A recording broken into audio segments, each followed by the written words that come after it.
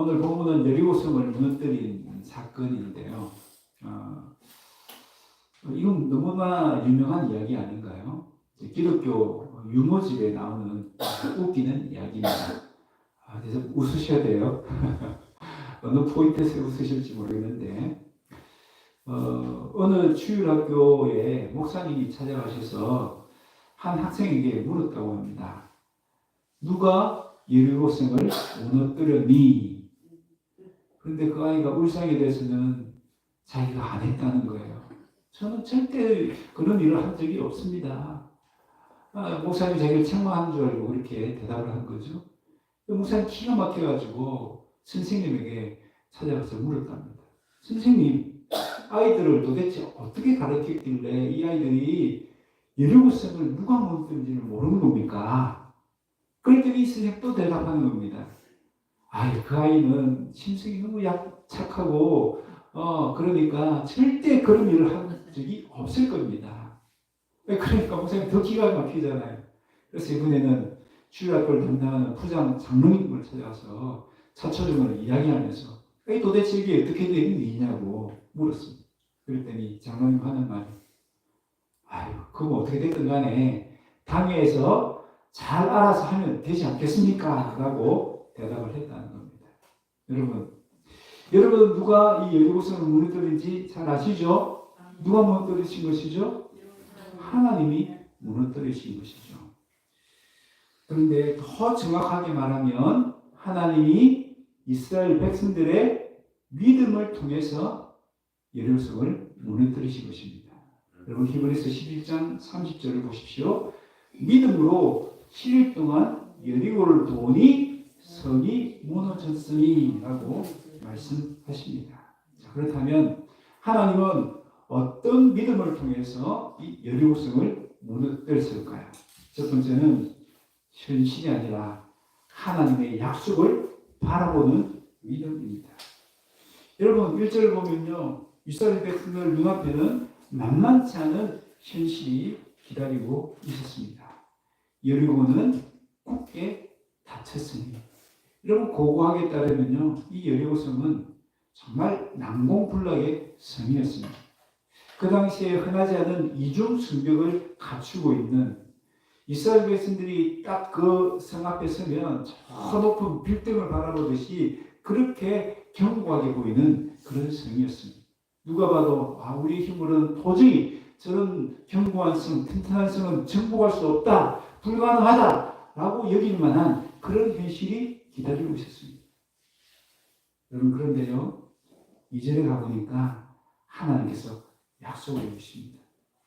그런 막막한 현실을 바라보는 이스라엘 백성을 향해서 하나님이 약속하시죠. 2절, 여호와께서 여호수아에게 이르되 보라, 내가 여리고와 그 왕과 용사들을 내 손에 넘겨 주었으니, 하나님은 지금 이스라엘 백성들에게 여리고라는 막막한 현실을 보지 말고 하나님의 약속을 보라라고 말씀합니다.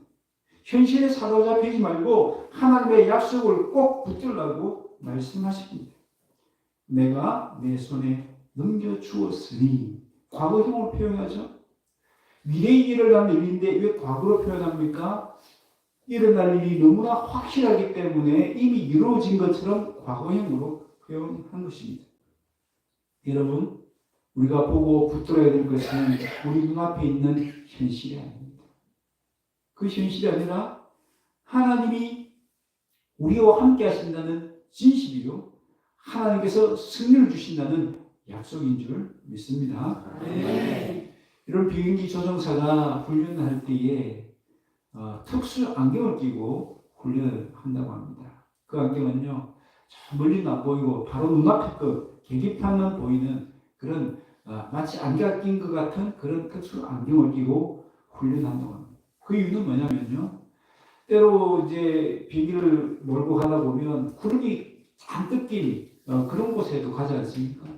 그럴 때는 눈앞에 있는 계기판이나 혹은 관제탑의 명령에만 듣고 그 비행기를 조종할 수 있도록 하기 위한 훈련을 합니다.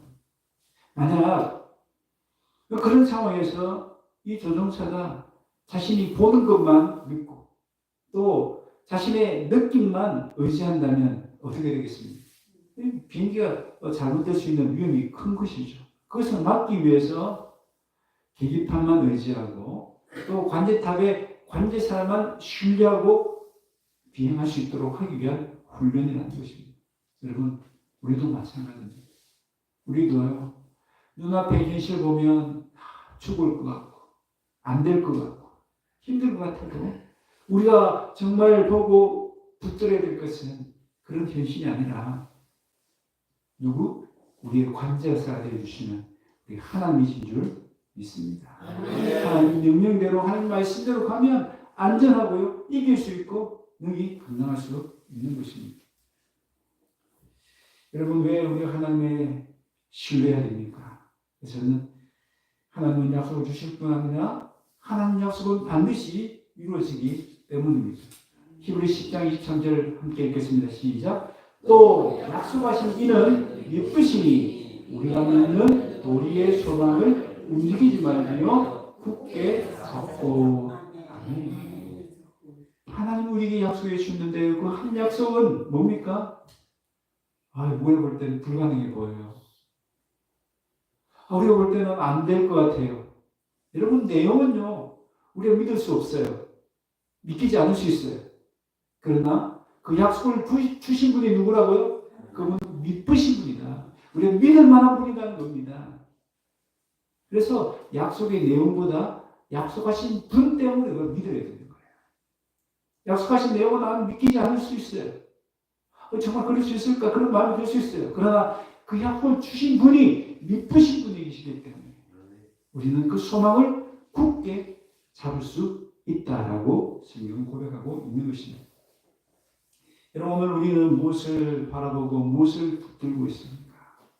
눈앞에 있는 현실, 그것이 너무 크게 보이기 때문에 그것만 바라보고 그것에 사로잡힐 때가 참 많죠. 우리는 그 현실 너머에 계시는 하나님의 약속, 그 하나님의 약속을 바라보고 붙들어야 될 줄 믿습니다. 그때의 현실의 장벽은 무너지고 마침내 하나님의 영광스러운 약속은 이루어지게 될 줄로 믿습니다. 두 번째로 어떤 믿음입니까? 말이나 생각이 아니라 행동하는 믿음입니다. 오늘 본문 3절에서 5절에 보면 여호와의 군대 대장으로서 하나님께서 직접 요수아에게 작전을 알려주십니다. 어떻게 하면 이 예리고를 무너뜨릴 수 있는지 구체적인 작전을 알려주십니다. 그런데 그 내용을 보면요, 이해가 되지 않습니다. 상식적이지 않습니다. 뭔가 그럴싸한 작전도 아닙니다. 너무나 엉뚱해 보이고 믿기지 않는 작전입니다. 그 내용이 뭡니까? 성을 매일 한 바퀴씩 돌라는 겁니다. 그리고 7일째는 7바퀴를 돌라는 겁니다. 그리고 큰 소리를 치면 여리고 성이 와르르 무너진다고 하는 것입니다. 여러분, 세상에 이런 작전이 어디 있습니까? 어린아이 장난하는 것도 아니고 너무나 비현실적이고 너무나 실현 가능성이 없어 보이는 그런 작전 명령입니다. 그런데도 완전한 순종을 요구하십니다. 오늘 본문 짧은 본문에 보면 7이라는 숫자가 많이 등장하는데요. 제사장의 숫자도 7이고요. 양면 나팔도 7입니다. 그리고 7일간 성을 돌라고 했고 7일째는 7번 성을 돌라고 했습니다. 7이라는 숫자가 얼마나 많이 나옵니까? 그런데 성경에서 이 7이라는 숫자는 완전수입니다. 그러니까 이런 명령을 7이라는 숫자에 계속 연관시켜서 하신다는 것은 완전한 순종을 요구하는 것입니다. 여러분 같으면 이런 명령을 들었을 때에 어떻게 하시겠습니까? 그대로 하시겠습니까? 그런데 이스라엘 백성들은요, 아무런 의심도 하지 않고 아무런 고민도 하지 않고 하나님 말씀 그대로 순종합니다. 여러분, 예루살렘이 무너지는 기적은요, 그냥 일어난 것이 아닙니다. 우연이 아닙니다. 하나님이 일방적으로 기적을 베푸신 것도 아닙니다. 이스라엘 백성들이 믿음에 따라서 행동했기 때문에 이런 기적이 일어난 것입니다. 네. 여러분, 야고보서 2장 14절에 보면 내 형제들아, 만일 사람이 믿음이 있노라 하고 행함이 없으면 무슨 이익이 있으리요? 그 믿음이 능히 자기를 구원하겠느냐라고 말씀합니다. 여러분, 아무리 믿는다라고 큰 소리 치고 아무리 믿는다라고 생각만 많이 한다고 해서 그런 역사가 일어나지 않는다는 거예요. 믿음대로 행동했을 때에 그것이 내게 이익이 되고 그것이 우리에게 구원을 가져다 준다는 것입니다. 행동하는 믿음을 통해서 하나님의 기적이 일어나는 것입니다. 전도하라는 말씀에 순종해서 전도해야 다른 영혼을 살리는 기적을 경험할 수 있습니다. 기도하라는 말씀에 순종해서 기도해야 기도가 응답되는 기적을 경험할 수 있습니다. 사랑하고 용서하라는 말씀에 순종할 때에 관계가 회복되는 기적을 경험할 수가 있는 것입니다. 여러분 사랑을 행할 때에 말로만 하지 말라고 하셨죠? 행함과 진실함으로 하라고 명령하셨습니다. 안 됐네, 불쌍하네, 말로만 하지 말라는 것입니다. 물 한 그릇이라도 대접하라는 것입니다. 미국의 필라델피아 벽돌 공장에서 노동을 하면서 힘들게 살아가는 13세의 존이라는 어린 아이가 있었습니다. 이 아이는 평소에 교회를 다니는데 교회 입구가 포장이 안 되어 있으니까 비가 올 때마다 그것이 진창으로 변하는 것입니다. 그것이 너무나 가슴이 아팠습니다. 어떻게 해야 될까 고민하다가 자기가 할 수 있는 일을 찾아서 하기로 시작했습니다. 그래서 매일 벽돌 한 장을 사서 가난하니까 뭐 많이 못 사잖아요. 그러니까 벽돌 한 장만 사서 매일 하나씩 깔기 시작했습니다. 혼자서 그 넓은 길을 깔려고 하면 2년이 좋게 걸리는 그런 일이었습니다. 그런데도 이 아이는 묵묵히 그 일을 하는 겁니다. 그런데 기적이 일어났습니다. 2년 걸릴 일이 한 달 만에 끝났습니다. 이유가 뭘까요? 이 아이의 행동을 보고 어른들이 감동을 받은 겁니다. 어른들이 아이고 저런 아이들도 지금 그 교회 앞에 저 포장을 위해서 저렇게 일하는데 우리가 가만히 있을 수 있겠느냐. 그래서 어른들이 길을 포장할 뿐만 아니라 교회를 새로 짓기로 결의하고 그래 헌금을 모아서 같이 일했기 때문에 2년 걸릴 일이 한 달 만에 끝나는 기적이 일어났다는 것입니다. 여러분 이 존이라는 아이가 그냥 말이나 하고 생각만 하고 싶다면 이런 기적이 일어날 수 있을까요? 아닙니다. 자기가 할 수 있는 일, 가장 작은 일이라 할지라도 벽돌 한 장 놓는 그 일을 통해서 이런 기적이 일어난 것입니다. 그런 기적은 기다리는 자에게 찾아오지 않습니다. 산이 바다로 옮겨지는 기적도 기도하면서 한 삽씩 퍼서 나르는 믿음의 행동을 통해서 일어나는 것입니다. 그러면 하나님 처음부터 이스라엘 백성에게 무리한 요구를 하셨나요? 아닙니다. 생각해 보십시오. 성을 한 바퀴 도는 거 어려운 일일까요? 아닙니다. 사람 뽑아듯이 그냥 돌면 됩니다. 그 돌기만 하면 성이 무너진다고 하는데 그 무리한 요구인가요? 아니잖아요. 전쟁에 이길 수만 있다면 이거보다 더한 요구라도 하지 않았겠습니까? 근데 하나님은 그 작은 순종, 그러나 완전한 순종을 통해서 역사하시고 기적을 베풀어 주셨습니다. 그럼 우리는 믿는다라고 구호만 외치지 마십시다. 믿으면 될 거야라고 생각만 하지 마십시다. 내가 할 수 있는 작은 행동으로 찾아서 그 일을 해보십시오. 그럴 때에 하나님은 놀라운 기적으로 우리에게 응답하실 줄로 믿습니다. 네. 마지막으로 어떤 믿음을 통해서 하는 역사하셨습니까? 믿음 없는 말을 하지 않는 침묵하는 믿음을 통해서 역사하셨습니다. 여러분 10절에 보면요. 하나님께서 또 이상한 명령을 하시죠. 10절 한번 보실까요? 여호수아가 백성에게 명령하여 이르되 너희는 외치지 말며 너희 음성을 들리게 하지 말며 너희 입에서 아무 말도 내지 말라. 그리하다가 내가 너희에게 명령하여 외치라 하는 날에 외칠지니라 하고 라고 말씀합니다. 여러분 옆 사람에게 들리지 않게 여러분 말해보실래요? 여러분 들리지 않게 말한다는 말은 무슨 말입니까? 정말 소금 내가 말하는 그 사람에게만 들릴 수 있도록 다른 사람 안 들리도록 이렇게 소곤소곤 말하는 것이죠. 그러니까 큰 소리든 그런 작은 소리든 또 아무 말도 어떤 종류의 말도 하지 말라고 명령하시는 것입니다. 왜 이렇게 명령을 하실까요? 이유가 무엇입니까? 여러분 지금 여리고성을 도는 행렬의 중심에 누가 계시죠? 그 행렬 딱 중심에 보면요, 여호와의 언약궤가 있습니다.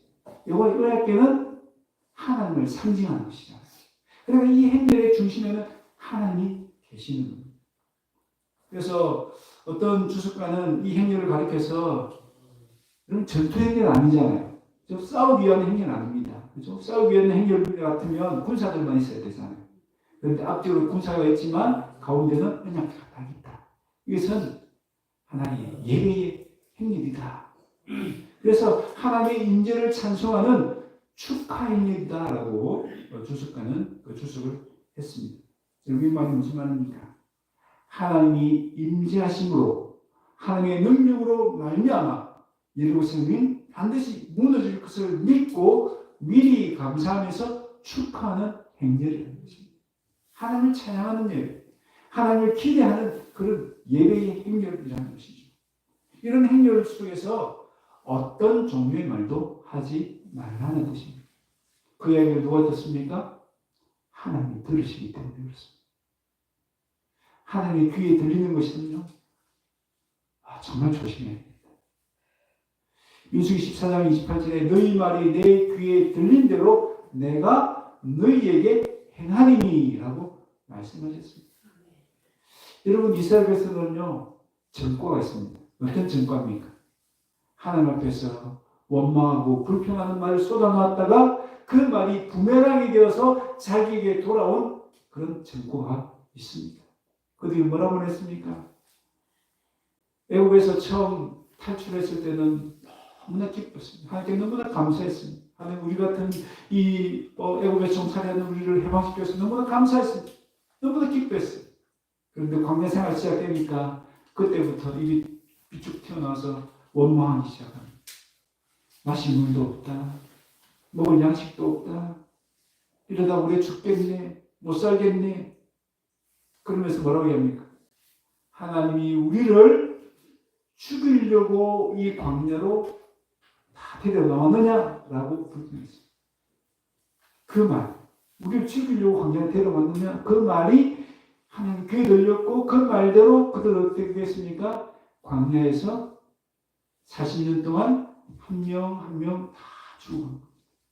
그래서 출애굽 1세대들, 광야에서 태어난 아이들 빼고 처음 애굽에서 나왔던 모든 사람들은 여호수아와 갈렙 외에는 다 광야에서 죽은 것입니다. 그들의 말이 하나님의 귀에 들린 그대로 하나님께서 행해 주신 것이죠. 여러분, 사람들은요, 어려운 일을 만나면 어떤 생각이 들까요? 불안한 마음, 두려운 마음이 듭니다. 그때 튀어나오는 말들은 어떤 말들이 튀어나올까요? 걱정하는 말들, 또 두려워하는 말들, 혹은 누군가를 원망하는 말들이 튀어나오는 거죠. 이런 그런 말들이 하나님 귀에 들리면 안 된다는 것입니다. 지금 이스라엘 백성도 예루살렘이라는 그 막막한 문제, 그들의 힘으로 감당할 수 없는 문제, 불가능한 문제, 답답한 문제 앞에서 그런 원망, 그런 불평 쏟아놓다가 그 말이 부메랑이 되어서 자기들에게 돌아올까 싶어서 여호수아는 아무 말도 하지 말라, 어떤 말 종류의 말도 하지 말라라고 명령한 것입니다. 여러분, 또한 하나님이 애국을 가르실 때도 그들에게 요구하신 것이 무엇입니까? 하나님 앞에서 가만히 있으라는 것입니다. 조용히 하라는 말씀을 하셨어요. 여러분, 출애굽하고 이제 막 그 탈출의 기쁨을 누리기도 전에 그런 큰 어려움을 만납니다. 앞에는 홍해가 다 가로막고 뒤에는 애굽의 군대가 쫓아오는 그 상황을 만납니다. 그때 그들은 다 하나님 앞에서 원망하고 불평해서 쏟아붓습니다. 특별히 모세를 향해서 불평했죠. 그때 하나님께서 모세에게 이런 말씀을 주시잖아요. 너희는 가만히 있어서 내가 무슨 일을 하는지 구경만 해라. 잠잠하라. 조용하라. 그렇게 명령하셨죠. 여러분, 그럴 때에 그들이 조용히 있었을 때에 하나님의 역사가 일어난 것입니다. 하나님 일하실 수 있도록, 하나님이 너희를 위해 싸우시는 것을 보기 위해서 조용하라, 잠잠하라고 명령하신 것입니다. 여러분, 침묵을 지킬 때에 우리는 하나님의 음성을 들을 수 있습니다. 여러분 얘기 자꾸 하다 보면 다른 사람이 잘 듣나요? 못 듣습니다. 조용히 있어요. 하나님의 그 세미한 음성을 들을 수 있습니다. 여러분, 그 하나님의 세미한 음성을 듣다 보면 우리 마음에 뭐가 생기죠? 믿음이 생깁니다. 하나님이 우리 마음속에 믿음의 생각과 믿음의 말들을 차곡차곡 쌓아주시는 거예요.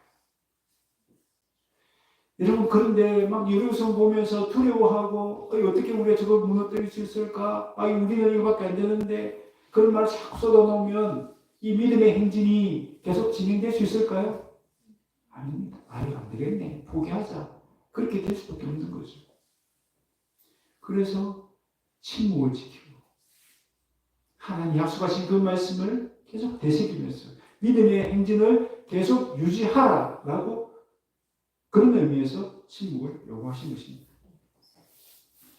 여러분, 독수리가 가장 좋아하는 먹이는 두루미라고 합니다. 왜냐하면 이 두루미는 가장 사냥하기 쉽기 때문입니다. 이 두루미는요, 뜯을기를 너무 좋아한대요.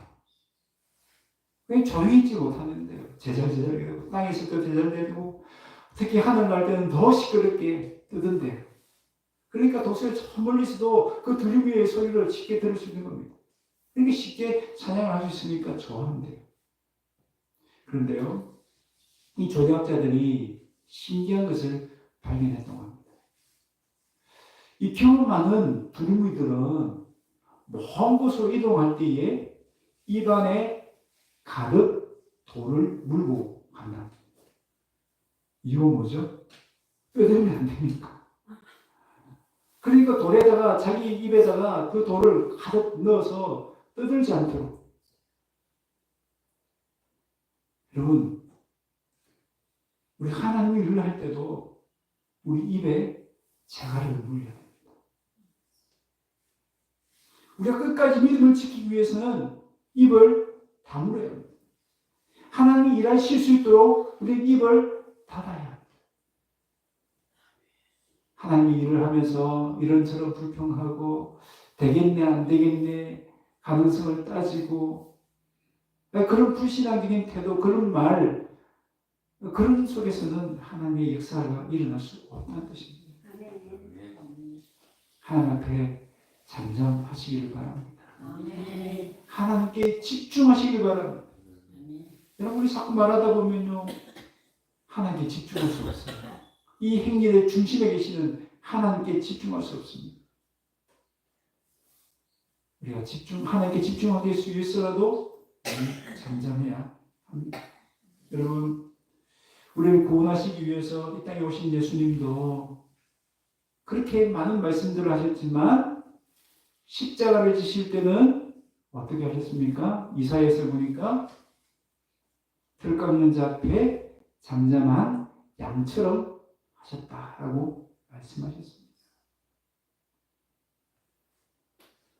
하나님 앞에서 침묵하는 믿음을 통하여 구원의 역사를 이루어 주신 것입니다. 아멘. 우리도 이 믿음의 행렬을 진행하는 가운데서 이 침묵을 지킬 수 있기를 바랍니다. 하나님을 바라보면서, 하나님 약속을 기대하면서, 하나님을 우리 마음의 중심에 두시면서 침묵하는 믿음을 통하여 하나님의 역사를 경험할 수 있기를 바랍니다. 아멘. 말씀을 맺습니다. 오늘 살아가는 우리에게도 여리고성처럼 내 인생의 앞길을 가로막는 막막한 문제들이 나타납니다. 절망과 두려움에 빠뜨리는 내 힘으로는 도저히 감당할 수 없는 어려움들이 찾아오기도 합니다. 질병이라는 여리고성, 또 건강이라는 여리고성, 가난이라는 여리고성, 이런저런 문제의 여리고성들이 우리 앞에 얼마나 많이 나타납니까? 그러나 아무리 거대하고 견고하고 불가능하게 보이는 여리고성이라도 하나님 앞에서는 반드시 무너진다는 것을 우리는 꼭 기억해야 됩니다. 여러분 우리 인생에서 가장 크고 우리가 지금 불가능하게 보이는 여리고성 중에 하나라면 그것이 뭘까요? 그것은 죽음이라는 여리고성 아닙니까? 누가 그 죽으면 여리고성을 정복할 수 있습니까? 근데 누가 그 죽음의 여리고성을 정복하셨어요? 예수님이지 않습니까? 예수님이 그 여리고성을 정복하셨을 뿐만 아니라 우리도 그 죽음을 정복할 수 있는 믿음과 은혜를 주신 줄로 믿습니다. 여러분 죽음이라는 그 여리고성도 정복하신 우리 주님이 우리 인생의 그 어떤 여리고성도 무너뜨리지 못하시겠습니까? 그렇다면 우리가 어떤 믿음으로 보장해야 됩니까? 우리 눈앞에 있는 현실이라는 그 견고한 여리고성만 바라보지 않고 하나님의 약속을 바라보고 붙들어야 될 줄 믿습니다. 또 어떤 믿음입니까? 하나님 뜻 안에서 내가 할 수 있는 작은 행동이라도 순종하는 것입니다. 그리고 마지막으로 하나님 앞에서 침묵하는 믿음을 통해서 하나님의 역사를 경험할 수 있습니다. 여러분 끝까지 이 믿음을 지키십시다. 그럴 때에 여리고성은 반드시 하나님 앞에서 무너지고 말 것입니다. 하나님이 주신 이 귀한 믿음을 통하여서 눈앞에 여리고성을 정복할 수 있는 저와 여러분 다 되시기를 주의 이름으로 축원합니다.